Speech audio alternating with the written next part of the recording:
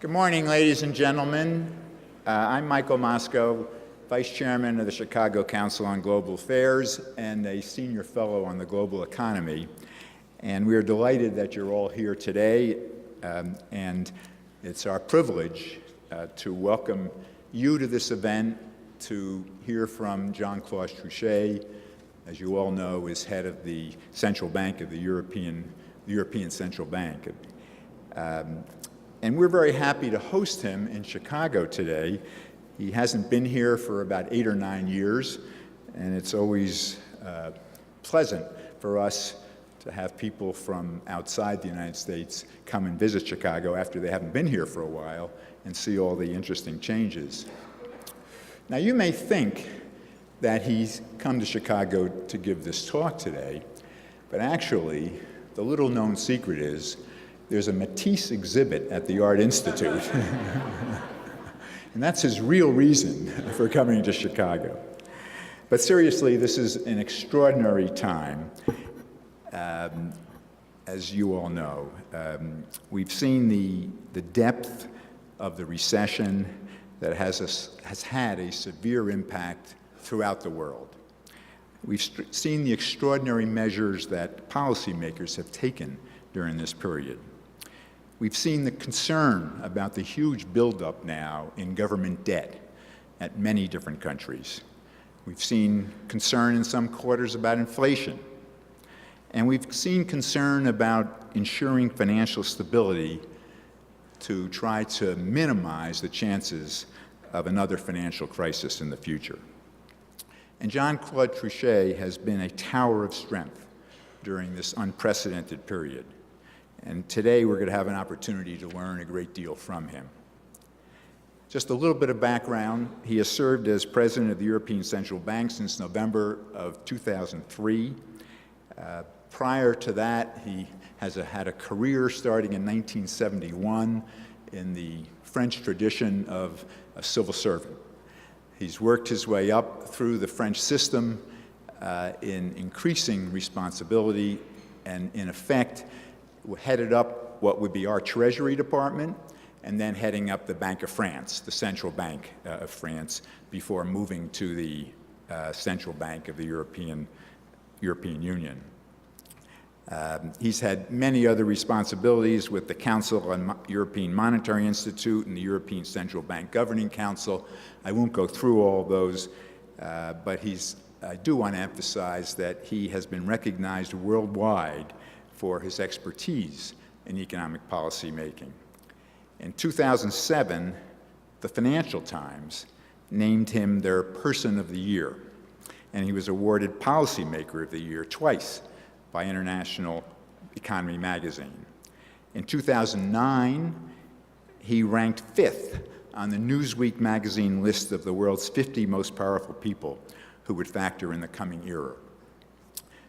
So considering his long career and the global respect that he has received, we're delighted to have him here today to share his lessons about the financial crisis and the economy and economic policy making.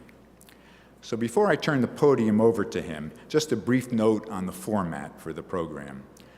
Mr. Trichet will speak for about 20 minutes, and then he and I will sit down on these 2 chairs and have a formal conversation, and then I'll open it up for questions and answers from the audience. So, ladies and gentlemen, please join me in welcoming Jean-Claude Trichet.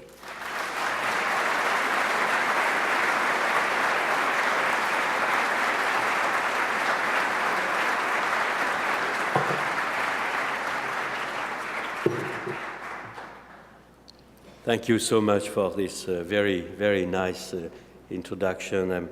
I'm very touched. We had a long-standing relationship together, and I have the vivid memory of my previous stay here at your invitation. I would also say that I have only one reproach, to have revealed the reason why I was here. but for those of you who have not visited the Matisse exhibition, I have to say that it is absolutely extraordinary, wonderful. And I could also appreciate, of course, the magnificent architecture of Réseau Piano, which is really vibrant. So Chicago presents a marvelous image, a marvelous display of beauties. Now, let me turn to a more, I would say, serious, a very serious subject. We, as you just said, we have had to pass through a period of absolutely exceptional difficulty, challenges that were unprecedented since World War II and might have been unprecedented since World War I had we not observed a remarkable set of decisions, bold decisions taken rapidly at the moment of the unfolding of this crisis. It seems to me that there is no doubt that had we not had central banks, particularly, I have to say, of course, on both sides of the Atlantic and of the Channel, able to take decisions that were very creative, very imaginative, and very bold.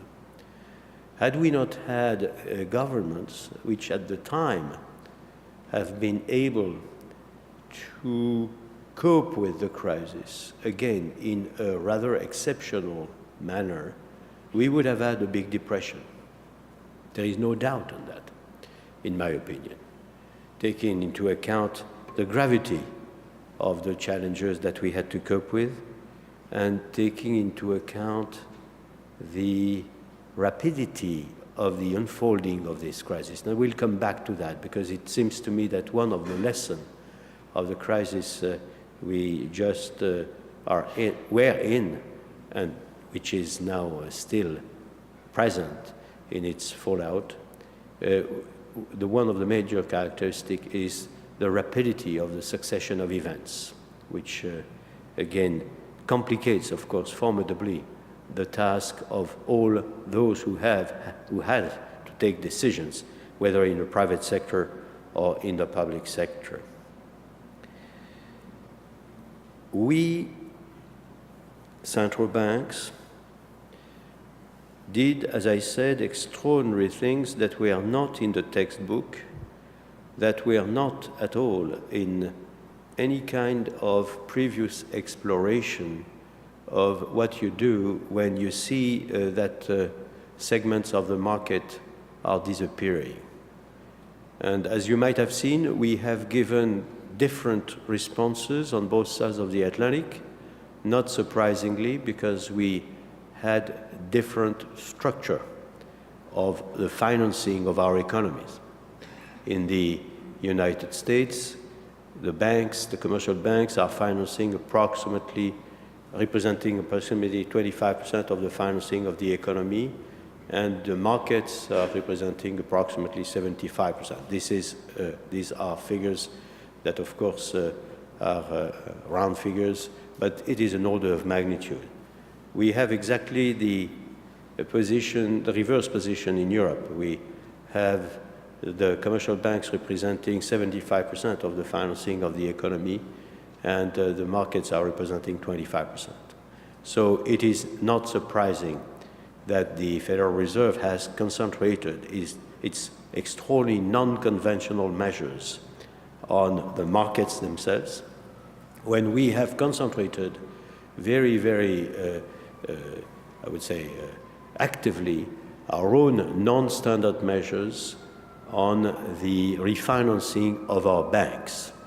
And to give you an idea of what we've been doing, particularly after the intensification of the crisis at the moment of mid-September 2008, then we have in the days that have followed embarked into new windows for refinancing our banks on a 1 year, on a 1 year basis, on a 6 months basis, with full allotment fixed rates, which was something, of course, which permitted the banks to have the assurance that they would have all the liquidity which was required for a relatively long period of time. The first full allotment fixed rate on a one-year basis that we did, which is the unique one because now we have closed that window, had a demand for more than 440 billion euros. That gives you an order of magnitude of what extraordinary measures we took at the time. As I said, these measures were not in the textbook. They were not suggested strongly by academia, and we had to decide in a very, very rapid fashion to accept these new bold avenues. And when I say that, I think it's true for both sides of the Atlantic. And this is something that we have to reflect upon, that the decision makers in our own constituency of central banks were called again to take decisions that were simultaneously extremely creative, extremely imaginative, very bold, and that we had on top of that to take those decisions very rapidly. For the governments, it was more or less the same. I will not elaborate too much on the extraordinary decisions that had to be taken at the time, but I can give you the order of magnitude that my colleagues and I have computed to try to devise what was the extraordinary measures, non-standard measures, that the governments had decided to support the financial sector in the time of the intensification of the crisis.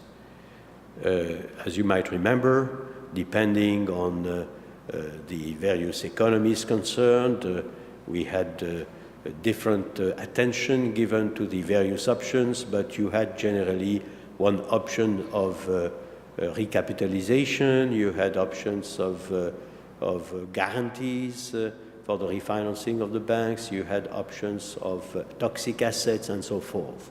So when I compute all those options, I arrive at a figure which is a little bit more than 25% of the GDP of, I would say, Europe on the one hand, the US on the other hand, when you add up all these options, whether utilized or not. But past experience suggests that what counted was the capacity to support the financial sector with an amount of taxpayer risk which was of that dimension. More than 25% of the GDP in taxpayer risks put by government to support the financial sector, to avoid the collapse of the financial sector, and to avoid a Great Depression. These figures are, of course, gigantic. They don't mean at all that this more than 25% of the GDP would be transformed in losses or even would be disbursed. But this was there. And this was there, again, to support the financial sector. All taken into account, we will see when we make all the ex post accounting, that perhaps in certain cases, all taken into account, profits were made by the taxpayer out of all those support. And I do not exclude that in a very large number of cases, we would have either profits or, I would say, an even situation with no profit, no loss. In certain cases, we certainly will have some losses. But these profits, in some cases, or this absence of loss in other, is, of course, due to the fact that we won. We avoided the Great Depression. We are back after the recession to a state of recovery. And again, had we not put all these risks on the table, if I may, we would not have won against the challenge which was in front of us. I don't say that to dramatize ex post the situation. We were up to the challenge, all taken into account at a global level and in each particular nation. And as I said, we avoided the depression, and we avoided to remain in a state of recession for a very long period of time. But it's been difficult. It was a close call, obviously, at least for those who were in and could experience the decision-making process itself. And I have to say also, it is something that we know now should not be repeated, not only but because it's common sense not to have to too frequently to cope with such dramatic situations, but also because, particularly as regards the decisions that were taken by our democracies, it's not obvious that we would have the people on our side if, again, for a second time, you have to put on the table more than 25% of taxpayer risk. I say that, I mean, it's obvious on both sides of the Atlantic. Every, I would say, observer has the memory of the TARP discussion and the difficulty to convince the Congress to approve the TARP decision. It was the same in Europe, of course. And again, my sentiment is we are bound to make global finance, and by way of consequence, the global economy much more resilient. It's an obligation. It is not something that you say lightly, we have to draw all the lessons from the crisis. It is something which calls for being absolutely sure that we all make all the appropriate efforts to have a system which would be much more resilient again. I'm not sure if we don't make the system much more resilient, that next time we will find the possibility in our democracies to do what will, again, be necessary to avoid a catastrophic unfolding and a Great Depression.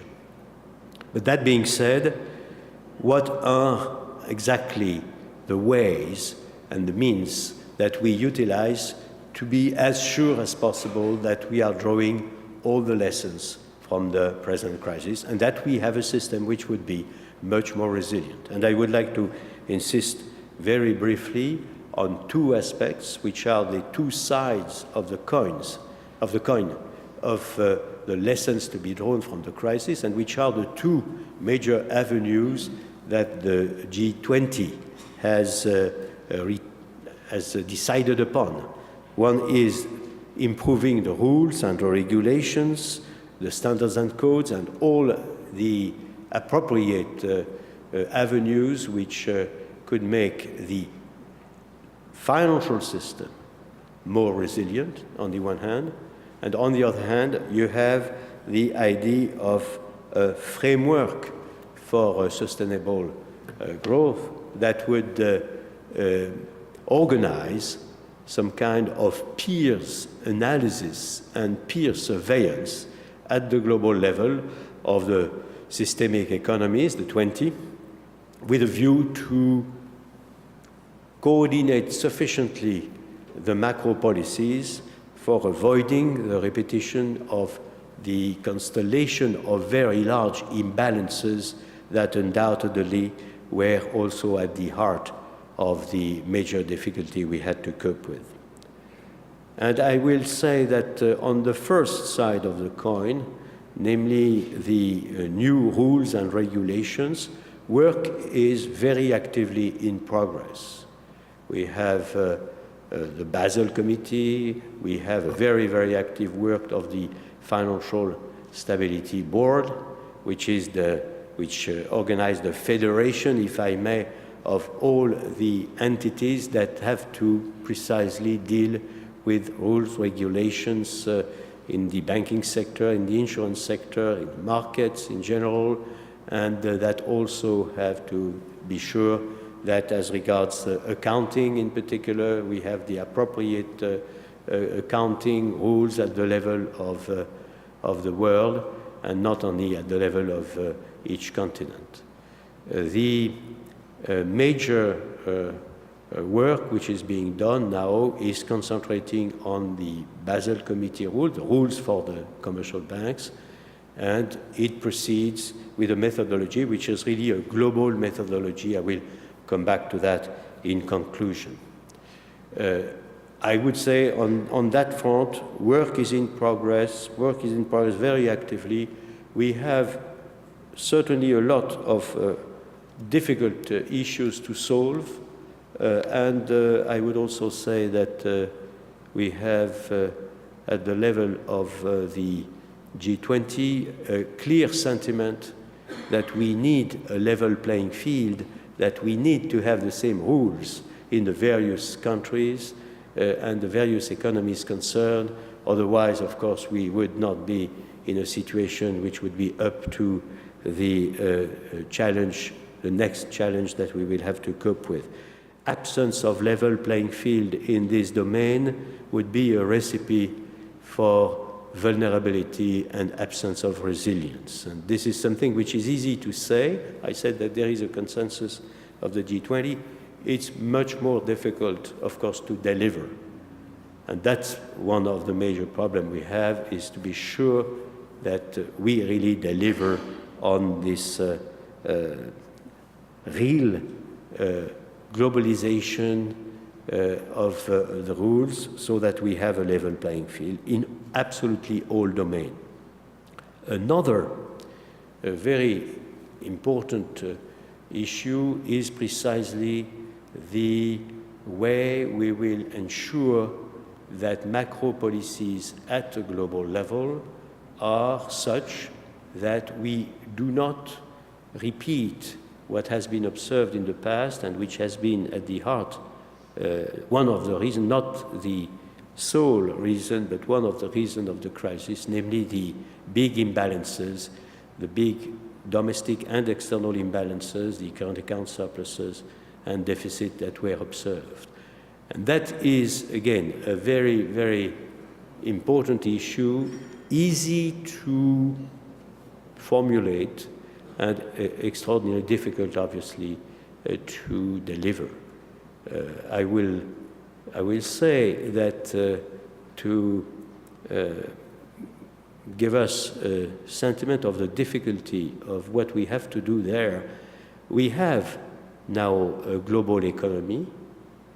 We have global finance as an entity. We could see that. The crisis in itself has been an extraordinary demonstration of the fact that the pertinent entity as regards finance and as regards the economy were now global.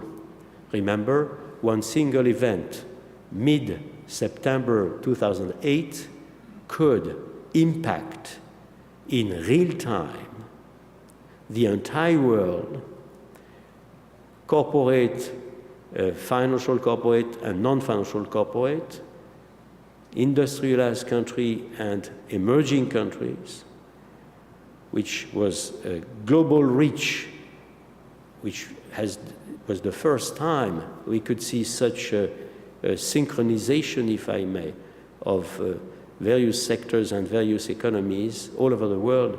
But on top of that, it came in a span of time of half days. It was a question of half days, of weeks as a maximum for this single event to be channeled through the entire world.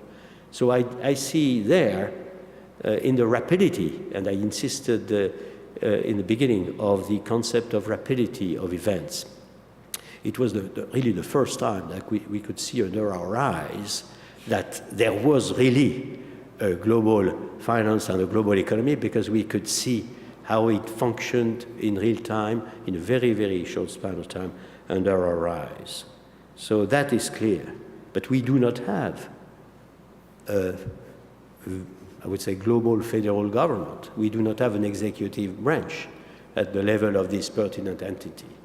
So we are called to find out the ways and means to make all the decision-making processes that are pertinent, that are important in the major systemic economies, in line with this idea that there is a superior interest for each particular economy, which is the appropriate functioning, the stability, and the prosperity of the global economy itself. That also is very easy to say and extraordinarily difficult to deliver, because all our democracies, I'm not speaking of those systemic economies that are not democracies, they have their own decision-making process, and as complex, of course, in many respects, as you can imagine. But for the democracies, they have a tendency, which is very natural, to be inward-looking. I can observe that in Europe as well as, of course, all over the world, and in the US, the tendency is to be inward-looking. And what we need is, on the contrary, to balance the inward-looking tendency of our society by the appropriate taking into account of the fact that there is, again, a superior interest for each particular economy, even a big systemic economy, which is the stability and the prosperity of the global economy itself. And that, of course, calls, it for me, and I would like to conclude on that, it's for me something which is perhaps the most demanding issue of the time, to be sure that the communication, the various communication channels that are operating in our various democracies are functioning sufficiently well for these externalities be internalized, for the functioning of our decision-making process to take as much as possible into account the externalities that national decisions could inject in the global economy. I trust that to the extent that the people in our democracies has always the last word, it means that communication, explanation, pedagogy is absolutely essential. The more enlightened the public opinion is on these externalities, the more, of course, you can expect the decision-making process to be up to the challenge of our time. And now I see that perhaps I go a little bit too far, but I would like to say just one word as a concluding word on the remarkable and, I have to say, revolutionary event that represents the fact that the industrialized country have shipped the baton of the prime grouping, the prime informal grouping for global governance to a new grouping which is made of industrialized countries and of emerging countries. The new prime grouping for informal meditation, informal decisions, and to coordinate global governance is the G20. Of course, the G20 existed before, but it was not the prime grouping. And I draw your attention to this phenomenon, which is, of course, of extreme importance, and will be probably by the historian when they will say that the world has really changed profoundly. They will probably take this crisis episode, because it was in this occasion of the crisis that we abandoned global informal governance, which was largely restricted to the core industrialized country, to embark in a global governance which is much more inclusive and where you have an ownership, a real ownership of the emerging world. That is, of course, easy to explain. The emerging world has proved that it was more and more influential, and it is particularly visible in the present period. This is very positive, of course. You have also the less positive aspect. The industrialized countries have proved that they were, unfortunately, quite clumsy in the handling of the core of global finance and of the global economy. And those two reasons might explain why we are in this new, more inclusive and where more ownership of global governance has been decided upon. I will conclude on this note. Thank you for your attention.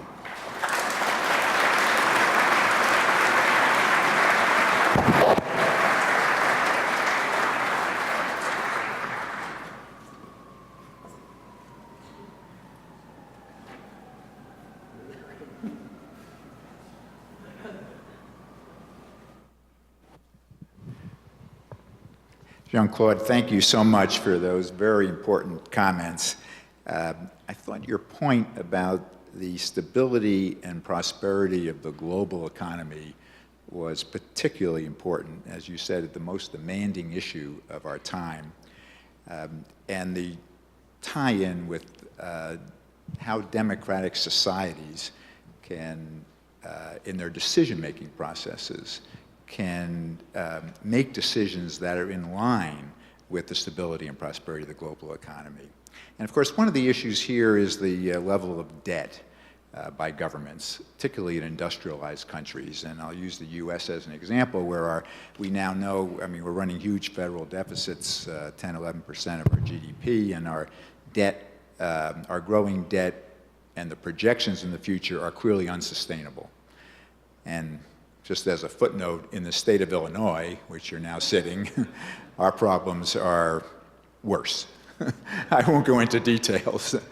But I think the issue is how do you see this playing out in the future? How do you see industrialized countries making decisions that are going to deal with this extremely serious problem? No, I entirely share your view, of course.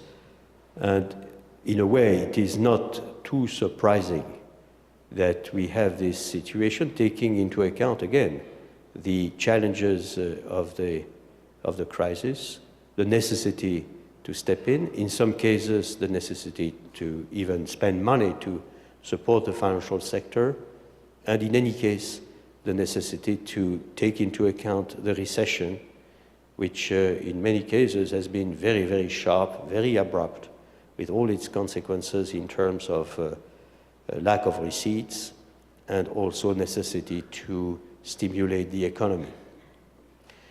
But, as you said, I think it's of extreme importance that in all cases the executive branches and Parliament are able to say we have a way to go back to sustainability. Sustainability is, of course, the only way in the medium term. In the medium term, of course, in the short term, we know that we have an enormous problem as a whole in the industrialized world. But if we do not demonstrate to our own people that there is a strategy to get back to sustainability in the medium term, it seems to me that we will miss what is more important than any other ingredient in the present episode of the recovery, which is confidence. If the household have no confidence in the capacity to get back to a sustainable position, I think that we will not have what we want, a sustainable, active posture of the household as regards consumption and investment. Through various channels, the confidence channel being, of course, obviously the most important. Some economists would say that there is a Ricardian effect there, which could be extremely damaging. Now, it's the same, of course, for the entrepreneurs. It's the same for the investors in general. So in my own institution, and I would say, don't hesitate to say, more generally in all the central bank constituency, we stress the point that, again, having a strategy to get back to sustainability is not playing against the recovery, it's playing in favor of the recovery through the confidence channel. And if they are not able to get to sustainability, or if the markets don't believe that they're able to get to sustainability, then I assume the markets will react in a way that will force actions by democratic societies. In any case, they will punish the absence of such strategy. And again, implicitly, when I mentioned the fact that you had the household, you had the entrepreneurs and the enterprises, and you had the market, of course, the market would put the price of refinancing, the price of the interest rates higher, market interest rates higher, and then it would play against the recovery. So it seems to me that we have all reasons to consider that if we are, I would say, coherent in our decision making, and if we have the real will to facilitate as much as possible the recovery, this long-term, medium-long-term strategy to get back to a sustainable pace are absolutely of the essence. And how does inflation play into this? Short term, there's a great deal of slack in industrialized economies. Longer term, we have this looming debt problem. So how do you view inflation playing out in these scenarios?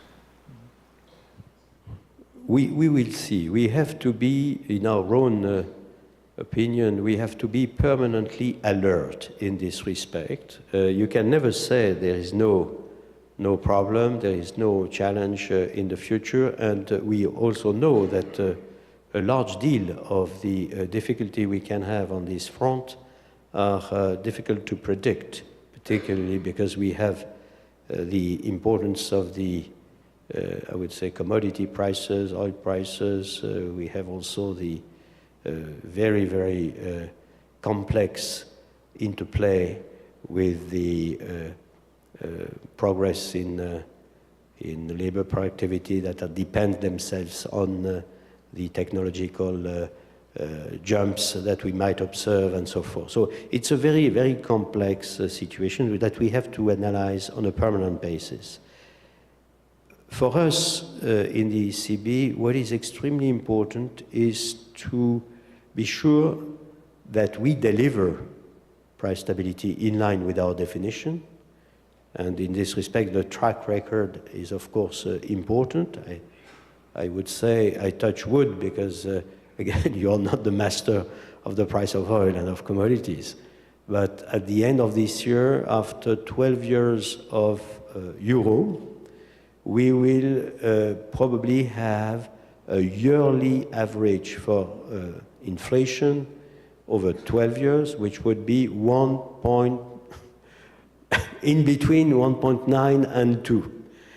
Our definition being less than 2, close to 2. Of course, it's not bad. It will be not bad. But again, this is the track record. What counts is the future and whether you are credible in the future.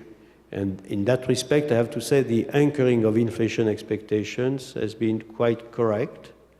We are, on a 5 years basis, the panel, the various surveys that we have give us 1.9%. It helped us considerably, I have to say, in the period of the crisis, because the anchoring of medium-term inflation expectations avoided that we would have had a materialization of the deflationary risk in the eyes of the observers, of the market participants. And of course, it helped us to get out of the crisis when this crisis unfolded. So again, I would say, let's be alert. At the present moment, as you know, the Governing Council of the ECB has said that all taken into account, we considered our interest rate as appropriate. And as you mentioned inflation expectations, which of course are very important for central banks to monitor carefully. If getting back to our question about the debt, if the markets believe that the debt levels or the growth in debt is unsustainable, then I assume this would reflect itself in inflation expectations. I think you're absolutely right, of course. I think you're absolutely right. It is an element of not only inflation expectations, the inflation itself, of course, the delivery of price stability would be complicated. In the present situation, we are still in the fallout of the crisis, and what I see on both sides of the Atlantic, of course, is that you have a level of inflation observed immediately and which could be predicted in a relatively short term, which remains quite low. But there is a link, you're absolutely right, Mike, between the inflation and price stability and the fiscal policy. And this would then be one channel that the markets would punish democratic governments. Let me shift to the topic of bubbles, which is a favorite subject among central bankers for many years. There's been a great debate about bubbles and what central bankers should do, if anything, about them. We've just seen this housing bubble. Very, very few people foresaw this housing bubble. It wasn't just the United States, it was in other countries as well. So the debate, for those of you not familiar, is should central bankers try to do something to prevent bubbles, prick the bubble, or should they just let the bubble occur, let the consequences occur, and then mop up afterwards, clean up afterwards? And I wonder, based on the experience that we've now had, what your current thinking is on the role of central bankers towards bubbles.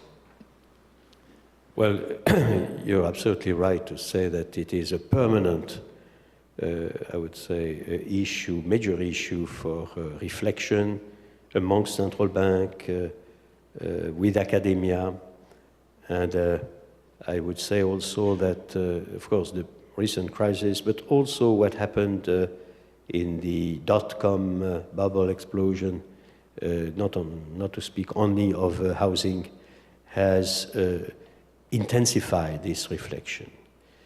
The idea that we have to reflect more on whether or not there are merits in the leaning against the wind in this respect, and not only to concentrate exclusively on the delivery of price stability through, I would say, some kind of oversimplified model, as perhaps was at the very beginning the so-called inflation targeting, pure and simple concept, is more and more, it seems to me, considered by central banks as appropriate. In our own case, let me insist on one point which I think is important. We, since the very beginning, we had, you remember, a monetary policy concept based on two pillars. One pillar was the economic analysis, and the other pillar was the monetary analysis. Economic analysis was quite close to the kind of analysis the inflation targeters would do, try to see what could be inflation in the future and take decisions accordingly to maintain price stability. The monetary analysis, that was a little bit considered old-fashioned at the time. We were criticized to be too, I would say, old-fashioned. It was had some kind of absence of sufficient recognition that it was very difficult to extract information from the monetary aggregates after all the spectacular innovations which took place. But nevertheless, we said, well, we will continue to have a monetary analysis, to look at the components, to look at the counterparts, namely credit, outstanding credit, and its dynamics.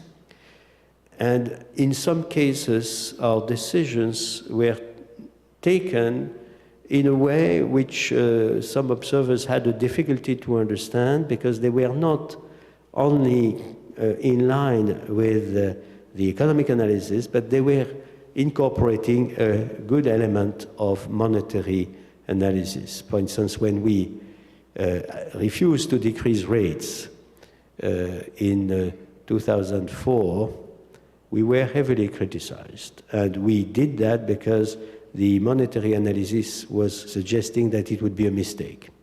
And at the same time, when we started increasing rates at the end of 2005, it was also heavily criticized. We did that because of what the monetary analysis was telling us. At the moment I'm speaking, none of these decisions is criticized, with the benefit of the hindsight. And so I have the feeling that I don't pretend that our monetary policy concept is the best of the world and that it should be generalized. But this idea that you have very carefully, patiently, to extract from the, I would say, counterpart in particular of the monetary aggregates, information that could be very useful for price stability in the medium and long run, and therefore for financial stability, is an idea that I see gaining ground in our constituency. And in any case, the experience of the recent crisis in this respect has been really very, very strong. And we cannot say that we could be content with only the traditional economic analysis.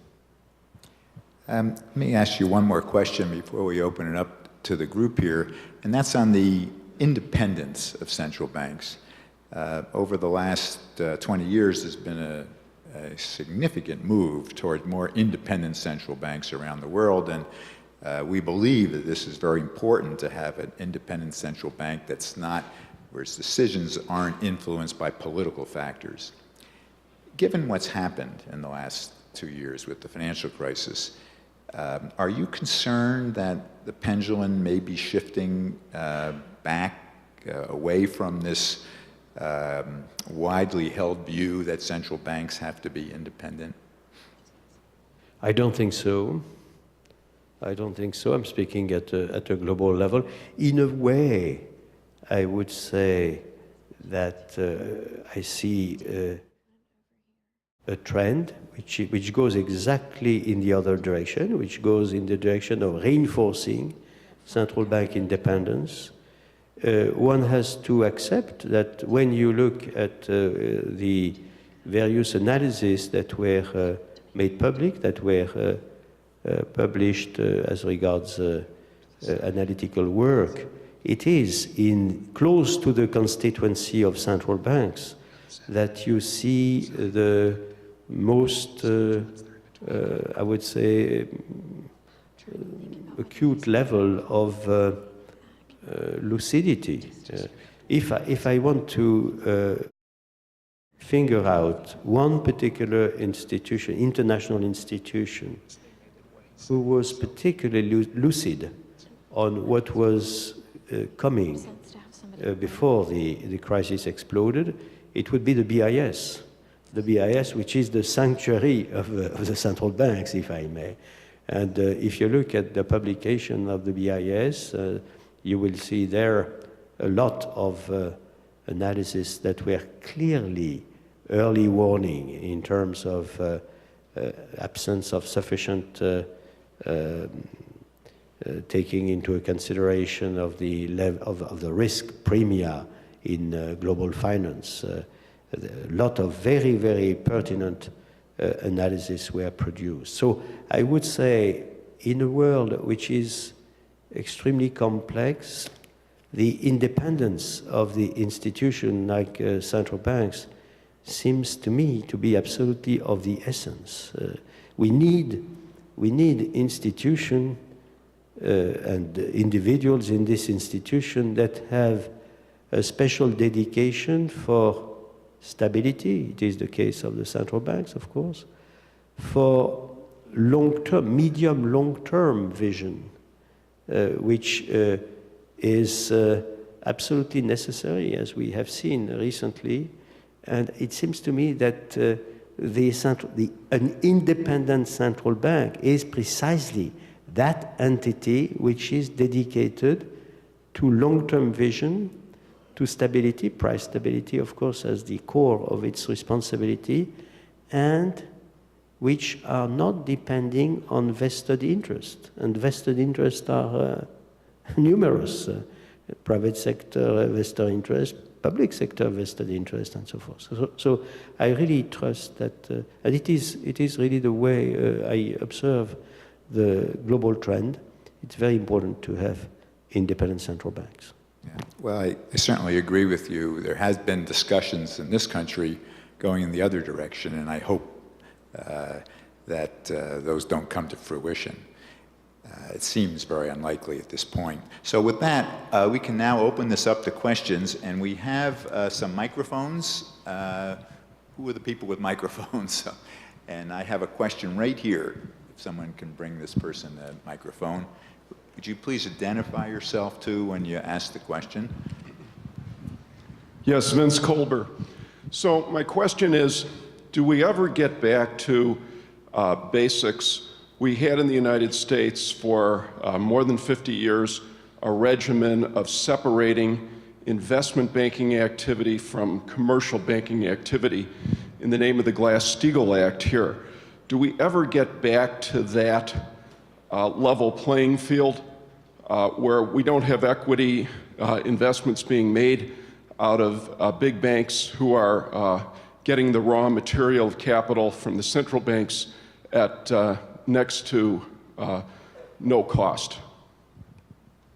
Well, I would say it's a question for Mike, perhaps, and not for me, because it's a very, very US one. Of course, I am in Europe in quite a different universe. As you know, we have a different history and also a different framework. I don't know, but I hesitate to respond myself because...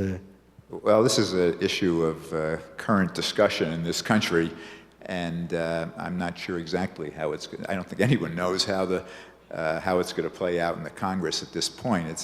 It's a much more complicated issue than just separating the two, because you have to look at the specific functions that each performs and how whether those functions appropriately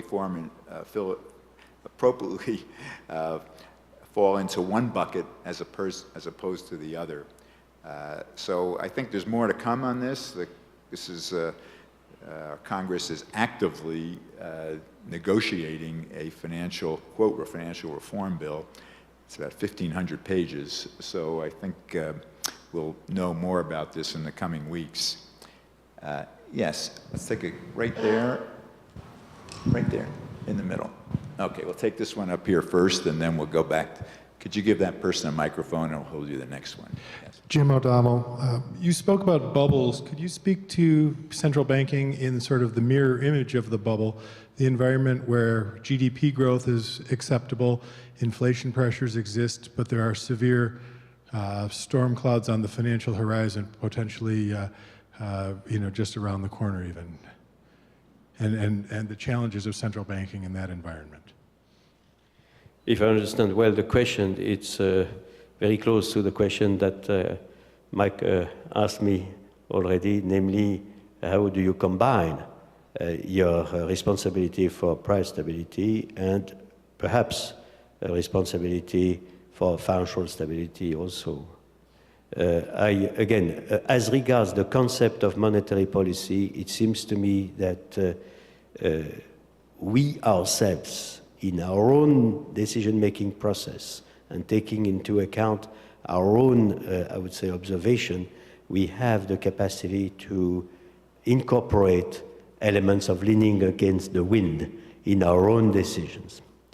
Now, if I take the example of Europe, we have been called also to give, as an institution, analytical support, administrative support, secretariat support for a new body which is called the European Systemic Risk Board, and that will comprehend very largely the present member of the General Council of the ECB, namely the governors of the various central banks of the 27 countries of Europe, the president and vice president of the ECB, and the authorities of macro supervision, plus the Commission.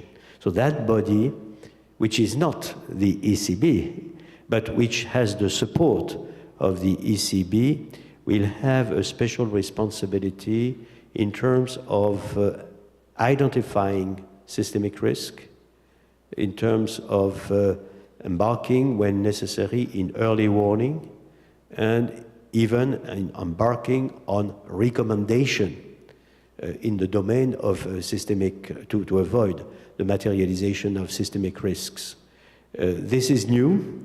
This is legislation under discussion now in the European Parliament, and conceptually, I understand it's quite close to one of the concepts which is discussed in the United States of America, also concentrating on this concept of systemic risk.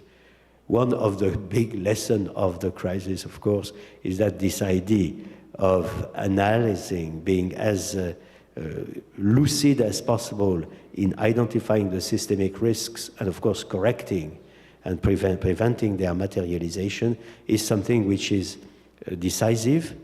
And not surprisingly, it seems to me, the idea that central banks have an important role to play or to help in this respect is natural on both sides of the Atlantic. Yes, this is a very complicated issue for the reasons Jean-Claude just gave. But the whole concept of systemic risk, if you think about it, first you have to be wise enough to identify that there's a systemic risk. And that's not easy because there are a lot of people in the world who are trying to figure that out. But then you have to have the ability to do something about it as well. And that's not easy either, because as the economy is doing very well and things are on a roll and people are, employment's going up, unemployment's going down, and everything's going in the right direction, for you to say, I see a systemic risk over here, and I'm going to recommend that we do something to slow down this growth, is just extremely difficult to do in practice. So it just illustrates how complicated this is. I think we had another question right in the middle. Yes. My name is David Watkins, and my question is about Greece and the Greek crisis. And the market seems to be expecting that the solutions being presented are not lasting in nature. So I'd like you to address that a little bit. And then also, as it applies and has implications for some of the newer members of the EU and their prospects for joining the Eurozone, and at what level, and are they likely to have to abandon their pegs, that kind of thing. Thank you. On Greece, I would only say that we have negotiation in progress in Athens, as you know, with the IMF, with the Commission. Experts of the ECB are on the spot in Athens, and I will not comment on negotiations that are in progress. And I would say on the enlargement that we always have been very, in the ECB, extremely keen on telling our friends that are not yet in the euro area that they have to respect the criteria. The criteria, as you know, are not only snapshot criteria, that are also criteria based upon the concept of sustainability. It's a concept which is, very, very important also in this respect. And we never changed our own message for those countries. It was always the same, and we will continue to have always the same attitude. I think I can say something about Greece. You cannot. So I guess I don't expect you to comment on this, but it does puzzle us when we see a country say their deficit is only 3% of GDP, And then the numbers are revised, and it's 5%, and then the numbers are revised, and it's 7%, and it sort of questions obviously questions the validity of the statistics themselves. And so I think that's one thing that troubles people, investors all over the world. Okay, we have a question all the way in the back, and then can I have a microphone? Is there someone up here who had one? No, right back there. So Josh, all the way in the back there. Oh, you have one, and then back there. Thank you, Mr. Trichet. My name is Juan Carlos Parra, and my question was going to be about Greece, so I'm going to try to make it more general. If any member of the union were to default, is that going to strike to the core of the euro? Is it going to threaten the viability of it, or do you believe the euro long-term viability and standing can be decoupled from the default of any member? I have already said publicly that for me it was out of question. Okay, there's one back there. My name is Floyd Bellman. My question surrounds financial regulation and policy. In this country, the battle rages on too big to fail, on resolution authority, and I was wondering where the EU was on this topic and the balance between a public and private role in that area. I think it is a very, very important issue that we are examining both at national levels, but also at the international level in the Financial Stability Board. It is again, something which we have to be sure that we are optimizing in terms of moral hazard. It's absolutely clear that if some institutions have and are considered to be in a position that they are fully and simply too big to fail, we have an anomaly, a big anomaly in terms of moral hazard in the system.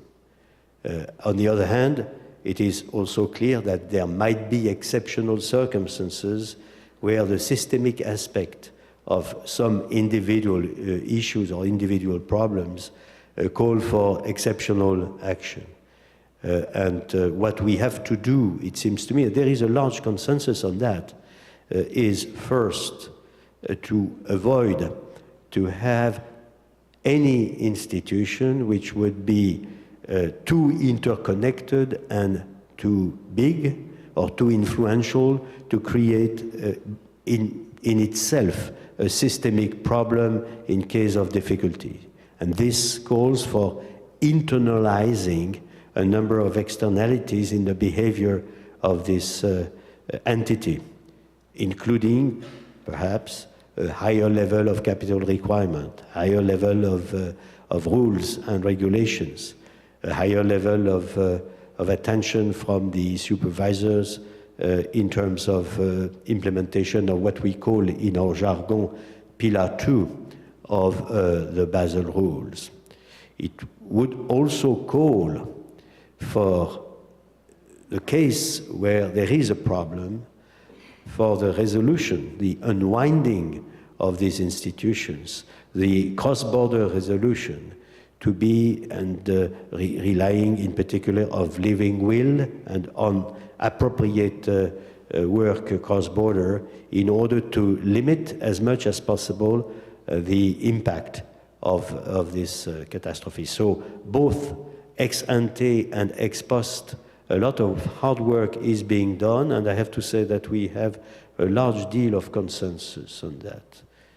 Okay, I have a question all the way in the back, and then can I have a microphone up here in the front too, please? Yes, sir. My name is Jeffrey Schramek. I was encouraged by your response to this last question, whereby when you mentioned moral hazard, and at the end of your answer, you referred to implementation of rules as opposed to just drafting of rules. The concern of would-be investors or investors such as myself is that it was, to a great degree, the implementation of the rules or the lack of implementation of the rules, particularly in this country, which led, so some charge, to the greatest heist in human history. And there are all sorts of specifics I will spare you, but you may have heard recently how Lehman Brothers was in effect allowed by the New York Fed to cook the books, and the New York Fed did not inform the SEC.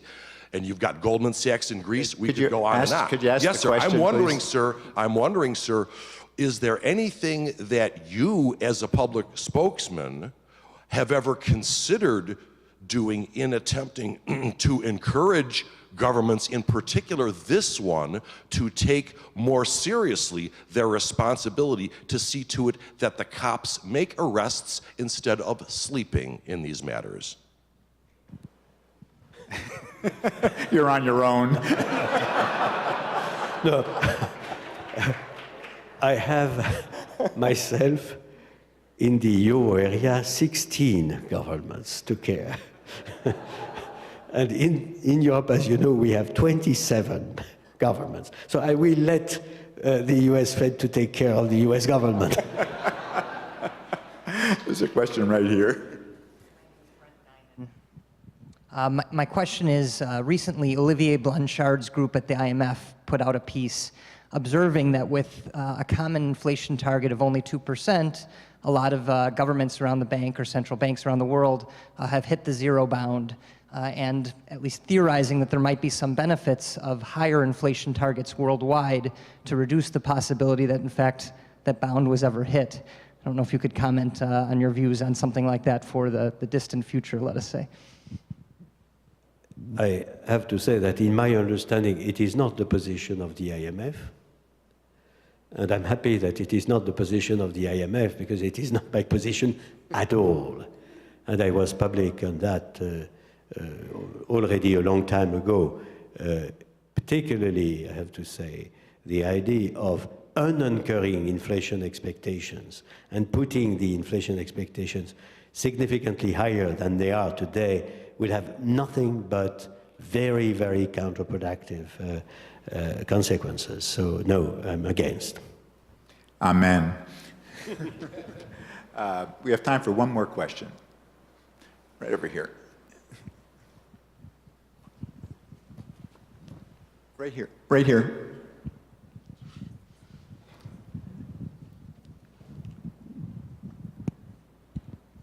Thank you. This is an historical question. My name is Rick Furfer, by the way. I believe I heard recently that former Secretary Paulson, at the time that Lehman Brothers went down, was either at a meeting or was called to a meeting of senior advisors and asked what to do about it. And he said, well, I first pretended to take a cell phone call so I could stand by myself in the corner and gather my thoughts. And then he went and sat down and started talking and offering advice. I wonder, as this crisis occurred and the tsunami started moving toward your shores, could you kind of take us through, it may not have been as dramatic, but how did you react? What were you thinking? How did you go about implementing changes in policy? As I said, a single event had an impact in the entire world, and I'm not here to write my memoirs, I guess, but we were all impacted and immediately. But I take advantage of your question to comment on something which was very important in the circumstances, and I had no time to elaborate when in the introductory remarks. The cooperation we had on both sides of the Atlantic in the time of what I call the intensification of the crisis was remarkable, remarkable. We had embarked in a very close cooperation between the Fed and the ECB in particular.